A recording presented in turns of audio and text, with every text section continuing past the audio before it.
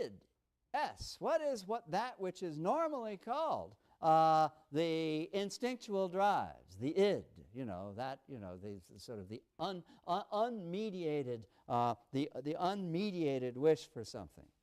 Well, Lacan says it is nothing other than the signifier. He says, what do I mean by literalism? How else can I mean it except literally? It is the letter.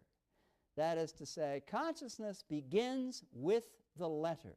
Remember, Lévi-Strauss saying in the text quoted by Derrida, remember Lévi-Strauss saying that language doesn't come into being just a little bit at a time. One day there is no language, and the next day there is language, which is to say, suddenly there is a way of conferring meaning on things. And that way of conferring meaning on things is differential. That is to say, it introduces the arbitrary nature of the sign and the differential relations among signs which are featured in the work of Saussure. So it is for Lacan. The letter is that not which is brought into being to express things, not that which is brought into being in the service of the ego to discipline and civilize the id, but rather is it itself. That is to say, it is the beginning. In the beginning was the word. In the beginning was the letter, which disseminates consciousness through the signifying system that it makes available. Now, actually, I'm hoping that in saying these things, you find me merely and rather dully repeating myself, saying things that I've said before, because it seems to me that this is the part of Lacan which, is accessible and which is central to the sorts of things that we've been talking about, which I rather imagine you must be getting used to by this time. Lacan shares a structuralist understanding of how the unconscious discourses.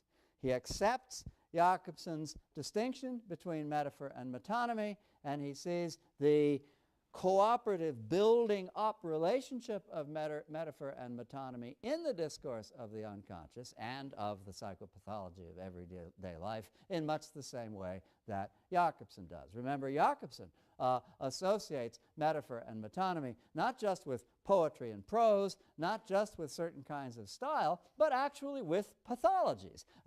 In its extreme forms, metaphor and metonymy as manifest in linguistic practice take the form of aphasias. And so, as Lacan points out, and so Jakobson too is concerned with something sort of built in, hardwired in the way in which language works in and as the unconscious, that in its extreme forms is aphasic and always expresses itself in tendencies either metonymic or metaphoric. Right, so what then is desire? Well, perhaps we've covered it. It is the endless deferral of that which cannot be signified in the metonymic movement of discourse or of dreaming or of the way in which the unconscious functions. And Lacan is very ingenious in showing, I think convincingly showing us, how it is that we get from one signifier to another. In other words, how what he calls the chain of the signifier works. You have a series of concentric rings, but each concentric ring is made up of a lot of little concentric rings which hook on to associated surrounding signifiers in ways that could be variable. This, I think, very nicely re-diagrams Saussure's sense of the associative structure of the vertical axis, that is to say, of the synchronic moment of language, the way in which some signifiers naturally cluster with other signifiers, and not just one group of signifiers, but a variety of groups of signifiers, but don't at all naturally cluster with just any or all signifiers, so that you get associative clusters in the axis of selection, and they are indicated by this. And as the chain of signifiers unfolds, the one or another of these possible associations links on. And remember, all of these, all of these signifiers are made up in turn of a chain of concentric circles. So I think this is a rather good way of understanding the unfolding of metonymy. Now, every once in a while, you get metaphor. Whoa! And it's a moment to be celebrated in Lacan because it's, as he says, poetic, and it is also, as he says in a number of places, the manifestation, the only possible manifestation of the symptom. What is the symptom? The awareness of the lack of an object of desire expressed in a displaced manner. That is to say, expressed in a manner which is not, however, completely obfuscatory of the lack of the object of desire, just sort of caught up in my endless babbling, but rather is that moment of pause in which there is a gathering together of signifiers and ultimately a substitution of one signifier for another in such a way that one says, aha, I see it. I can't grasp it. I can't have it. But I see it. I see the object of desire. I see what has been displaced by the very act of signification. That's what he calls metaphor, and he sees metaphor as appearing at these points de capiton. Think of this as a quilt. Think of this as quilting. What do you call them? Quilting, those, you know what I'm talking about. Quilting nuts, pins. No, not needles. That's what you make a quilt with. Those little buttons, quilting buttons, right? That's what a quilt is like. It's filled with something, and then the stuffing is held in place by buttons, right? So the stuffing of metonymic signification is held in place usefully for the analyst, for the reader, for the interpreter by these quilting buttons or points de capiton. And so the example that that Lacan gives is, as I say, he gives several examples. There are wonderful, dazzling readings, both of 4 lines from Valéry and of the 1 line from Victor Hugo. I focus on the Hugo because it's a little easier, just the 1 line. He says, there is something that happens in this line which is metaphoric. And I'm delighted that he uses the word sparks. In other words, the metaphoric, the presence of the metaphor is a spark. Remember I was talking about in Wolfgang Iser the need to gap a spark plug?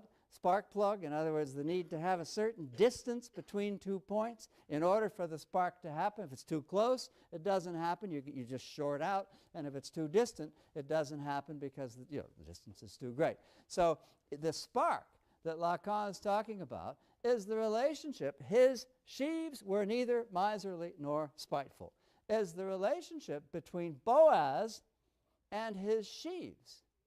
Because the sheaves themselves, which give of themselves, just as certain other things we could mention give of itself, the sheaves themselves, which give of themselves, and certainly are not miserly or spiteful for that reason. They're generous, they're open, they give, they feed us, etc., etc., etc., are supposed in metonymy to indicate that Boaz is like that. Oh, look at the munificence of Boaz's crop, It's neither miserly nor spiteful. But as Lacan points out, the miserliness and spitefulness comes back in an unfortunate way precisely in that word his. The word, because if he is a possessor of the sheaf, this involves perhaps sort of the whole, as it were, structure of capitalist or Darwinian competition, and involves, at least in an underlying way, all the elements of thrift, if you will, and competitive envy, spite, if you will, that seem to have been banished from the sentence. In other words, metaphorically speaking, Boaz returns in his absence. He substitutes. He is substituted for by the expression his sheaves. The possessive means that he is not the things that he's said to be, metonymically speaking.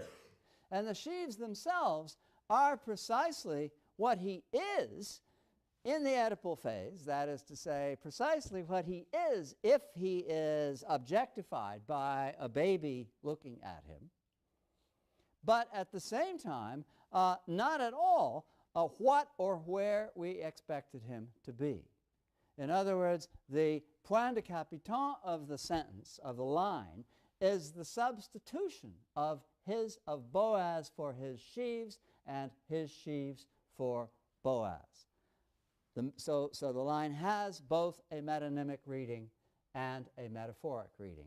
Here I think you can see Lacan's sense of the relation between metaphor and metonymy hovering between that of Jakobson or Brooks and that of de Man, because there seems to be an underlying irreducible tension between reading the sentence as though reading the line as though it says Boaz was generous and free of spite, and reading the line as though it said Boaz just necessarily because he's one who possesses something, a person who has the characteristics of miserliness and spitefulness. The tension, in other words, seems to me to be, in Lacan, an irreducible one, so that at least in that regard we can place him closer to Lacan than we have to, say, Brooks or Jakobson, which isn't to say that Jakobson is not the primary and central influence on Lacan's way of thinking about the axis of combination. The appearance of metaphor on the axis of combination, the way in which we can identify these quilting buttons on the axis of combination is nothing other than what Jakobson said and meant when he said the poetic function is the transference of the principle of equivalence from the axis of selection to the axis of combination. Right? So I'm not saying in speaking in passing of the sort of irreducible conflict one senses between metonymy and metaphor here. I'm not saying that Jakobson is not the primary influence behind Lacan's thinking. The most obvious consequence is, and this isn't the first time or last time that we will have encountered this in various vocabularies and contexts, is that language thinks me.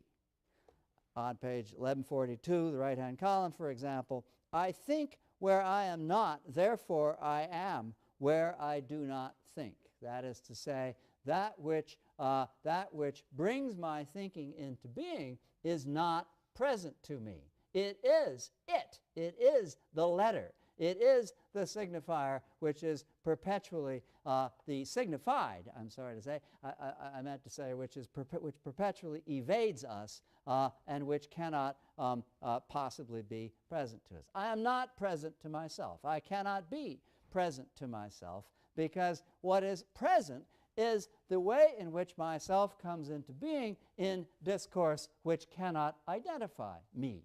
It cannot identify me either as subject or in a phase of narcissism, or supposing I can somehow or another reimagine myself in the mirror phase as an object of desire.